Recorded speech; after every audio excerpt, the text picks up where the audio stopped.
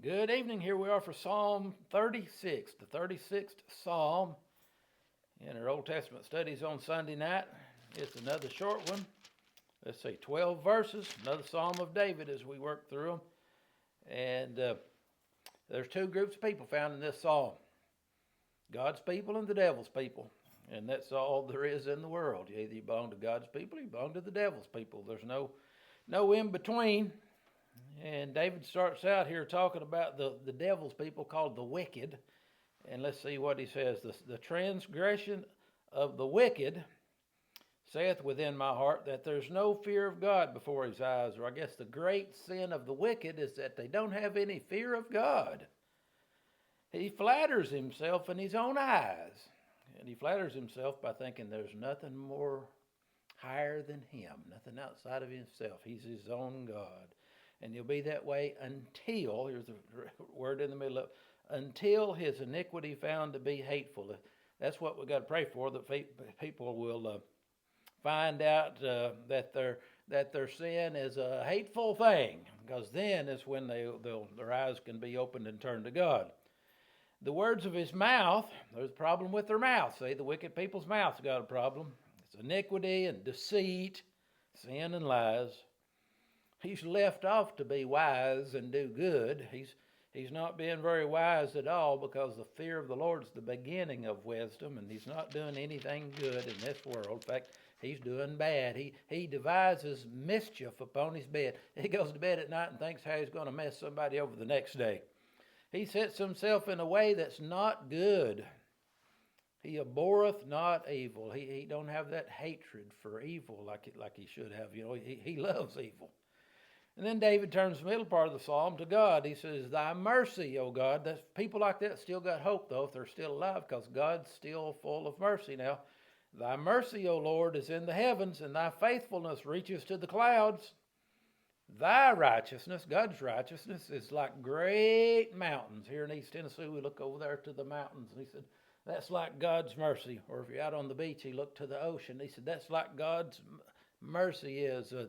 Thy judgments are a great deep. Your mercy and judgments like the mountains and the ocean. O Lord, thou preserve man and beast. Life's in God's hands, the giver of life. How excellent is thy loving kindness. Ain't that a good term found in the Bible about God? Our God's a God of loving kindness. How excellent is thy loving kindness, O God. Therefore the children of men put their trust under the shadow of thy wings. That's where it's all about. You got to acknowledge God and trust God through Christ. People that do, verse 8, they'll be abundantly satisfied. Boy, once you come to knowing Christ and the free pardon of sin, you're abundantly satisfied. Satisfied with the fatness of God's house, of thy house, and thou shalt make them drink of the river of thy pleasures. The Bible says that God's right hand is their pleasure forevermore. It's not the worldly kind of sinful pleasure, though, because the Bible says about it that there's pleasure in sin for a season, a little while, but the end thereof are the ways of death. You know, it's just a season, but God's pleasures are forevermore. Rivers of pleasure in serving God. For with thee is the fountain of life. Who was it who went around Florida looking for the fountain of youth? Well,